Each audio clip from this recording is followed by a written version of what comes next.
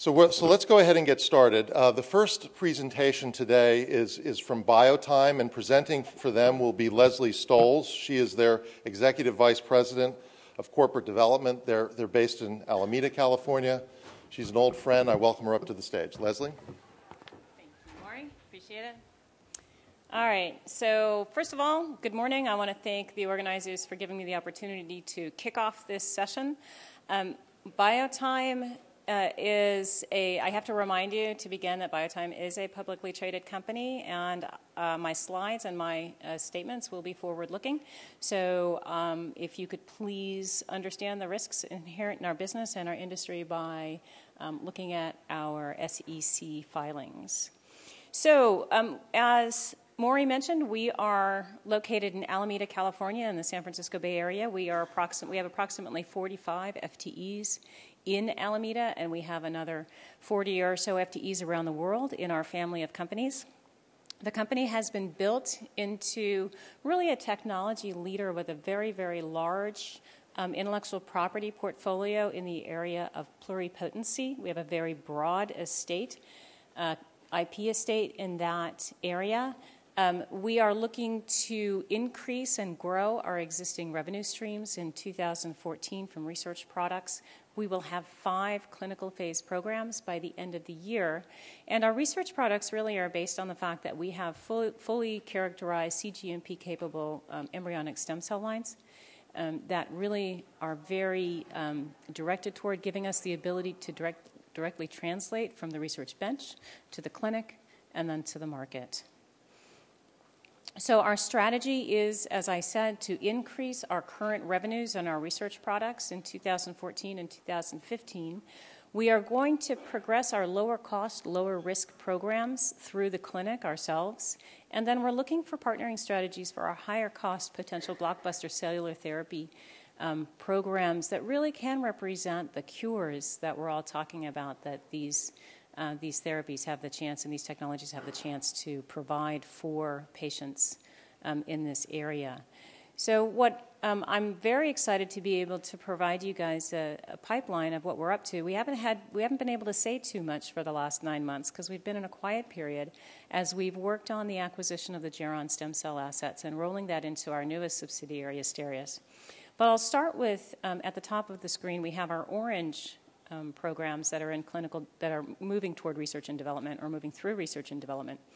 And those are using our unique biocompatible, bioresorbable material that we can use both in applications where we need to deliver cells as well as where we don't need to deliver cells. We're following a CE mark in Europe for the application of Renevia in the treatment of lipoatrophy, so I'll talk a little bit more about that. And then in the United States, we're optimistic that we'll be able to use the 510K pathway for programs, clinical applications in wound healing and protection following hand tensor surgery for this product in the United States before we move into cellular applications. In blue, we have our pipeline of our cellular therapy products. We have 2 that have come in from Geron, the OPC1 in spinal cord injury and the VAC1 dendritic cell anti-telomerase cancer cell vaccines. These have been in clinical trials. I'm not going to say anything else about them today because they're being pursued by Asterias, and we're still in the process of looking at all the data that we've recently acquired from Geron, and we'll have updates later this year as to how those programs are going to be moving forward. Oprogen is an RPE application for dry age-related macular degeneration, which I will talk briefly about. And then finally, down at the bottom of the page, we're really excited about these diagnostics in cancer that we're working on that we've been able to develop through our subsidiary Oncocyte, that is based on, these programs are based on some of the biology, stem cell biology, pathway biology, and work that has been ongoing in the company for a number of years. I'll talk a little bit about those. Those are going into clinical validation by the end of this year. So I've talked a little bit about our subsidiary structure. It does seem a little complicated to some people, but the reason that we have it is because the subsidiary structure does allow us to have focus and flexibility It gives us the ability to have flexibility in fundraising, and investors gives us the ability to have focused deal making and also focused R&D. This slide shows us our family of companies. The ones down at the bottom right, Lifemap and ESL International, are our research product subsidiaries, and the others are generally focused on therapeutic focus or technologies. So right now we really feel like BioTime is really ready to charge ahead. We are using our fully characterized, ethically derived human embryonic stem cells to create purified, differentiated progenitor cells moving into therapeutic cellular therapy programs. And we're starting off, and we're very excited with our biomaterial, our unique biomaterial, for the sustained cell survival and proliferation of our ongoing cellular therapy products. And I'm going to start there with our HyStem. And one of the challenges with the current scaffolds and materials or implantable polymers that exist out there is that they either are not really commercializable because of lack of IP or lack of sustained manufacturing, but also because they can't be mixed with cells, either because of their rigidity or because of the fact that they don't have any requisite attachment sites for cells. So our HyStem hydrogels actually have the 4 essential elements for a cell delivery platform. That is that they are biocompatible and resorbable. We can control the stiffness as well as the degradation rate for the different applications of delivering cells in the body. It is very easy to deliver because it is a liquid and it gels in situ without any release of heat or chemical byproducts. Very important in that respect. And it has the requisite chemical physical properties for cellular attachment. And so that's why we're very excited about using this product as we move forward. And it is currently in clinical trials. It is in man. We are using it in Spain to deliver autologous adipose-derived cells for the treatment of lipoatrophy. The safety trial began this month and is moving forward. We will begin an efficacy trial and a pivotal trial in 2014 with the end point of restoring normal skin contour. And we'll be giving updates on that trial as time goes on. I'm going to say a couple of things about our diagnostics. I don't have a lot of time, so I'm just going to sort of speed through this, but we're also really excited about the clinical validation trials getting started with these, because these diagnostics really are meant to deliver superior specificity and sensitivity and avoid the scans that people constantly have to go through as part of their cancer treatment paradigm. And so here we go. So in both of these cases, these are low cost. They're based on, in the case of the breast cancer, a blood test. The idea here is that we're looking at multiple cancer markers, some pan-cancer markers, and some are very specific to breast cancer tumors. Simple blood test. It will be done in the recurrence setting. That's what we're going to be doing the clinical validation test in, and that's going to start before the end of the year. In a positive test, the patient would then be sent off to imaging and tumor biopsy.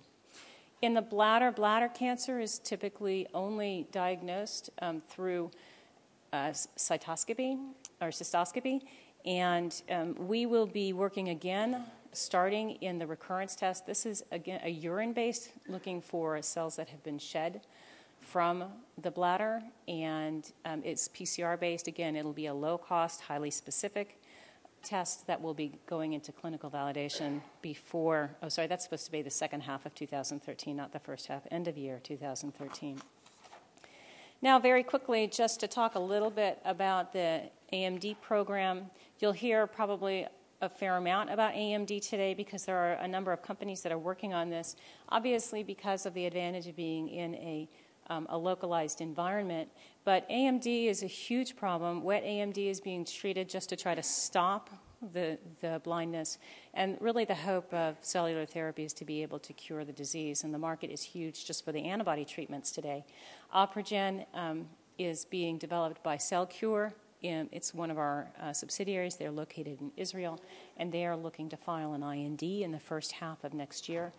Teva has an option to this program that they will either exercise or not as it goes into clinical trials, and we're excited about the possibility of working with Teva and moving this program into clinical trials. So those are our cellular therapy, those are our clinical programs at the moment. What I'm going to do is just take a couple of minutes to tell you a little bit about the research products. You'll find, obviously, companies that are in the pluripotent space have a tendency to need a lot of technologies. And we have been marketing some of these technologies in our two subsidiaries, ESI International and Lifemap Sciences. Lifemap Sciences has the leading human gene database. We also have a disease and disease subtype database, and you can wrap all of these things together, these products together, to really get to industry standard information. ESI International has one of the world's first clinical-grade human embryonic stem cell lines. These are fully DNA sequenced, NIH approved. We use these cell lines to then create our PureStem progenitors that are highly scalable and give us access. You'll hear a little bit more about this. So this morning at right before lunch, Francois Benet is going to be talking about how we use these programs and how OrthoCyte is working in the area of degenerative diseases of the spine. So he'll be talking this morning as well. So together, these two companies provide a platform for industry standard reagents.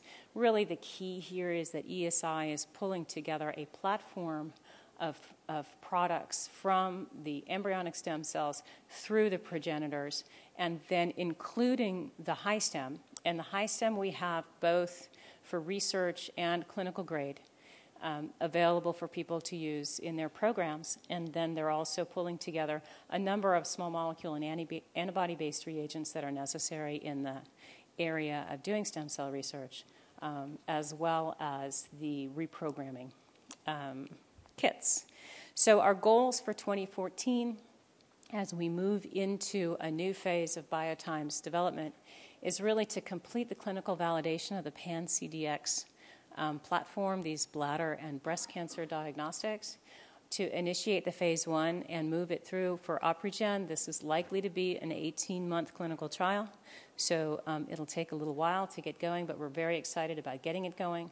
Initiate and complete the efficacy and the pivotal study in Spain of the Renevia product for the adipose cell, the autologous adipose-derived cell treatments, and then we're going to be looking for some corporate partnerships for some of the other ongoing programs that I haven't had the time to tell you about today.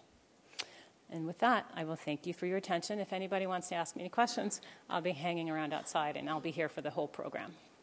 Thank you.